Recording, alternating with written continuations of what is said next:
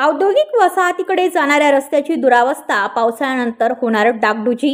औद्योगिक वसाहतीत ये जा करणाऱ्या वाहनांना तेथील खड्ड्यामुळे नाहक त्रास सहन करावा लागतो। आता तर नोंदणी व मुद्रांक शुल्क विभागाचे कार्यालय त्याच परिसरात आल्याने दररोज हजारो नागरिकांची वर्दळ असते।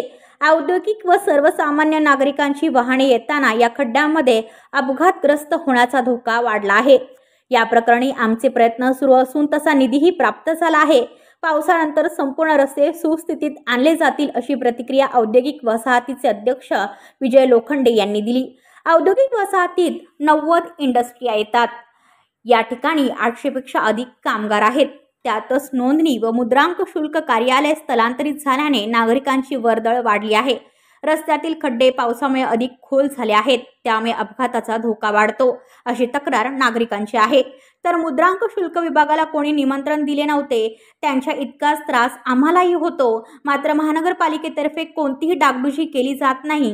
राज्य शासनाकडून डागडुजीसाठी 22 कोटी रुपयांचा निधी मंजूर केला आहे, त्यात 25% आमचे योगदान राहील। बाहेरील रस्त्यांबरोबरच वसाहतीतील 32 एकर परिसरात रस्ते सुस्थितीत आणले जातील। पाऊस बंद झाल्यानंतर कामाची सुरुवात होईल असेही श्री लोखंडे यांनी सांगितले। ब्युरो रिपोर्ट पनवेल, कोकण संध्या न्यूज। पनवेल, नवी मुंबई आणि रायगड जिल्ह्यातील ताज्या बातम्या आणि नवीन घडामोडी पाहण्यासाठी सबस्क्राइब करा कोकण संध्या न्यूज चॅनल आणि दाबा बेल आयकॉन।